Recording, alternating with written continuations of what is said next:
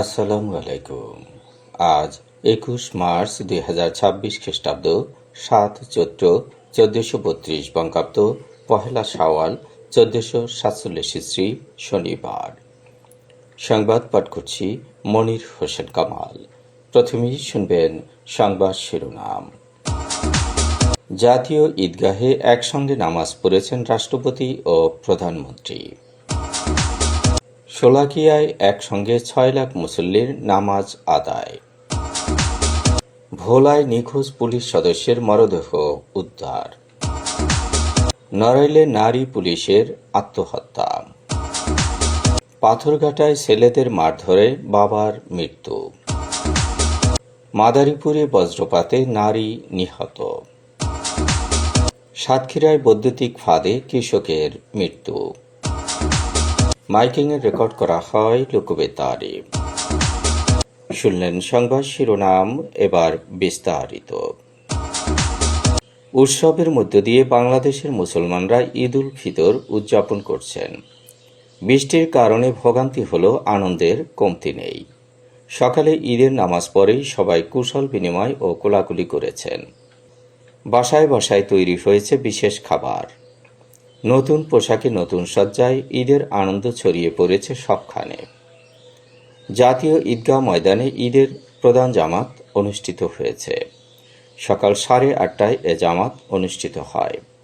রাষ্ট্রপতি মোহাম্মদ শাহাবুদ্দিন ও প্রধানমন্ত্রী তারেক রহমান একসঙ্গে সেখানে ঈদের নামাজ আদায় করেন। ঈদের জামাতে ইমামতি করেন বাইতুল মোকাররমের খতিব মুফতি আব্দুল মালেক। নামাজ শেষে খুতবার পর মোনাজাত করা হয়। মোনাজাতে দেশের শান্তি ও সমৃদ্ধি কামনা করা হয়। বৃষ্টির কারণে বরগুনায় ঈদের নামাজ হয়েছে সদরঘাট মসজিদ সহ বিভিন্ন মসজিদে। সদরঘাট মসজিদে নামাজের আগে রাষ্ট্রের পক্ষে শুভেচ্ছা বক্তব্য রাখেন বরগুনার অতিরিক্ত জেলা প্রশাসক রাজস্ব ও মসজিদ কমিটির আহ্বায়ক মোহাম্মদ আতিকুল ইসলাম। নামাজ পড়িয়েছেন মসজিদের খতিব মাওলানা মুফতি গোলাম মাওলা জাহিদ। কিশোরগঞ্জের ঐতিহাসিক শোলাকিয়া ঈদগাহ ময়দানে ১৯৯তম ঈদ উল ফিতরের জামাত সম্পন্ন হয়েছে। এতে অংশ নিয়েছেন প্রায় ৬ লক্ষাধিক মুসল্লি। রেওয়াজ অনুযায়ী বন্দুকের গুলির শব্দে জামাত শুরু হয় সকাল 10টায়। এতে ইমামতি করেন শহরের বড় বাজার জামে মসজিদের খতিব মুফতি আবুল খায়ের মোহাম্মদ সাইফুল্লাহ।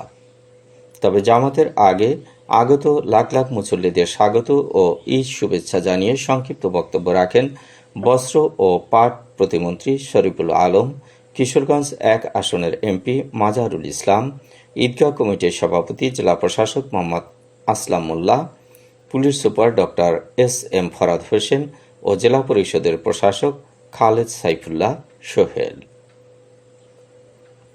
ভোলার লালমোহন উপজেলায় মৎস্যরক্ষা অভিযানে স্পিডবোট ডুবে নিখোঁজ হওয়ার ৩ দিন পর মেঘনা নদী থেকে পুলিশ সদস্য মোহাম্মদ ফখরুল ইসলামের মরদেহ উদ্ধার করা হয়েছে।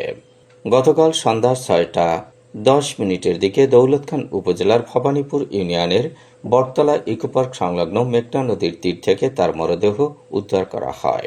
নিহত ফখরুল ইসলাম মঙ্গল শিকদার পুলিশ তদন্ত কেন্দ্রে কর্মরত ছিলেন। তার গ্রামের বাড়ি বরিশালের বাকেরগঞ্জ।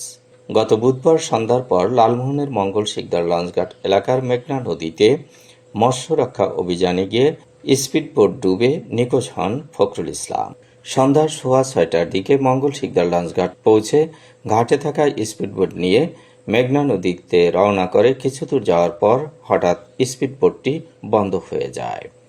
এ সময় মঙ্গল শিকদার লঞ্চঘাটের পন্টুনে থাকা ঢাকাগামী কর্ণফুলী পারু লঞ্চের সঙ্গে ধাক্কা লেগে স্পিডবোট উল্টে গিয়ে পুলিশ সদস্য সহ অন্যরা পানিতে পড়ে যান। তাদের মধ্যে ফখরুল ইসলাম নিখোঁজ ছিলেন। নড়াইল পুলিশ লাইন্সের নারী ব্যারাকে মোসাম্মদ নূরে জান্নাতুল সোনিয়া নামের এক নারী কনস্টেবলের ঝুলন্ত মরদেহ উদ্ধার করা হয়েছে। নিহত সোনিয়া মানিকগঞ্জের দৌলতপুর থানার তালুকনগর গ্রামের দুলাল মিয়ার মেয়ে। ডিএমপি থেকে বদলি হয়ে 25 সালের 10 অক্টোবর নড়াইল আসেন সোনিয়া। বেশ কিছুদিন ধরে তিনি মানসিকভাবে হতাশাগ্রস্ত ছিলেন। বৃহস্পতিবার রাত 2:30 থেকে 3টার মধ্যে নারী ব্যারাকের একটি রুমে তিনি একা ছিলেন। এ সময় তিনি তার ওড়না ফ্যানের সঙ্গে পেঁচিয়ে ফাঁস দিয়ে আত্মহত্যা করেন। পাথরঘাটায় ছেলেদের মারধরে মারা গেছেন বৃদ্ধ বাবা। নিহত ব্যক্তির নাম মন্টু শিকদার। জমি নিয়ে বিরোধের জেরে গতকাল দুপুরে কাঁঠালতলী গ্রামের মন্টু শিকদারকে পদদলিত করে তার দুই ছেলে। হাসপাতালে নেয়ার আগেই মন্টু মারা যায়। মাদারীপুরের কালকিনিতে বজ্রপাতে ফুলের নেচা নামে এক গৃহবধূর মৃত্যু হয়েছে। গতকাল সন্ধ্যার পরে কালকিনি উপজেলার লক্ষ্মীপুর ইউনিয়নের পূর্ব জায়গের গ্রামে এ ঘটনা ঘটে। নিহত গৃহবধূ ফুলের নেচা ওই গ্রামের আলমগীর ব্যাপারীর স্ত্রী। নিহত গৃহবধূ ঝড় বৃষ্টির মধ্যে সন্ধ্যায় নিজ বাড়ির উঠানে কাজ করছিলেন। এ সময় তিনি বজ্রপাতে মারা যান। সাতক্ষীরার শ্যামনগরে ধান খেতে ইঁদুর মারার বৈদ্যুতিক তারে জড়িয়ে গোলাম মুস্তফা নামে এক কৃষকের মৃত্যু হয়েছে। শুক্রবার রাতে ঈশ্বরীপুর ইউনিয়নের ধুমঘাট এলাকায় তার মৃত্যু হয়। গোলাম মুস্তফা ওই এলাকার আব্দুস সামাদের ছেলে। শুক্রবার বিকেল 4টার দিকে নিজের ধান খেতে ইঁদুর দমনের জন্য দেয়া বিষ ও বৈদ্যুতিক ফাঁদের কাজ করছিলেন তিনি। এ সময় তিনি অসাবধানতাবশত বিদ্যুৎ স্পৃষ্ট হয়ে আহত হন। পরবর্তীতে তিনি মারা যান। মাইকিংয়ের রেকর্ড করা হয় লোকবেতারে। সুমধুর ও সুস্পষ্ট কণ্ঠে মাইকিংয়ের জন্য লোকবেতারের বিকল্প নেই। লোকবেতারের সানপ্রুফ স্টুডিওতে করা হচ্ছে গান ও নাটকের রেকর্ড। সেই সাথে লোকবেতারে নামমাত্র টাকায় প্রচার করা হচ্ছে বিজ্ঞাপন। 15 সেকেন্ডের বিজ্ঞাপন প্রচারিত হচ্ছে মাত্র 500 টাকায়।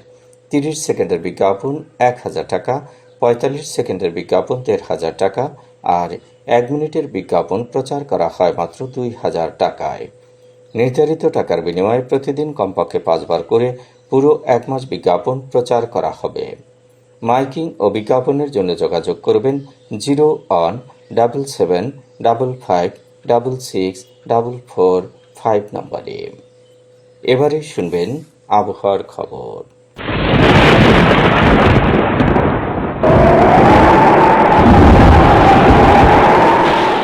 উপমহাদেশীয় উচ্চচাপ বলয়ের বর্ধিত অংশ পশ্চিমবঙ্গ এবং তৎসংলগ্ন এলাকায় অবস্থান করছে।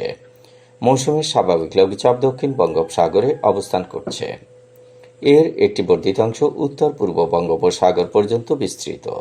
রাত এবং দিনের তাপমাত্রা একরকমই থাকতে পারে। দেশের বিভিন্ন স্থানে বজ্রসহ বৃষ্টি হতে পারে।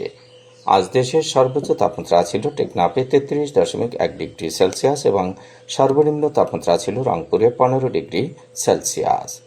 বরগুনার সর্বোচ্চ তাপমাত্রা 32 ডিগ্রি সেলসিয়াস, সর্বনিম্ন 20 ডিগ্রি সেলসিয়াস। আগামীকাল সূর্যোদয় হবে ভোর 6:02। সংবাদ শেষ করার আগে শিরোনামগুলো আবার পড়ছি। জাতীয় ঈদগাহে একসঙ্গে নামাজ পড়েছেন রাষ্ট্রপতি ও প্রধানমন্ত্রী। শোলাকিয়ায় একসঙ্গে 6 লাখ মুসল্লির নামাজ আদায়। ভোলায় নিখোঁজ পুলিশ সদস্যের মরদেহ উদ্ধার। নড়াইলে নারী পুলিশের আত্মহত্যা। পাথরঘাটায় ছেলেদের মারধরে বাবার মৃত্যু। মাদারীপুরে বজ্রপাতে নারী নিহত। সাতক্ষীরায় বৈদ্যুতিক ফাঁদে কৃষকের মৃত্যু।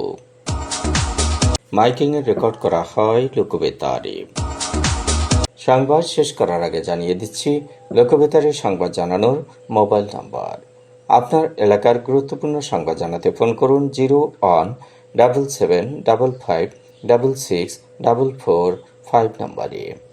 আর লোকবেতারের সাথে যুক্ত হয়ে গান শুনতে চাইলে SMS করুন 0-782-973478 নম্বরে। মোবাইল করবেন 0-1-95943854 নম্বরে। বিশ্বের সব জায়গা থেকেই শুনতে পারবেন লোকবেতার। লোকবেতার FM.org ওয়েবসাইটের মাধ্যমে শুনুন সরাসরি অনুষ্ঠান। সংবাদ পাঠ এখানেই শেষ করছি।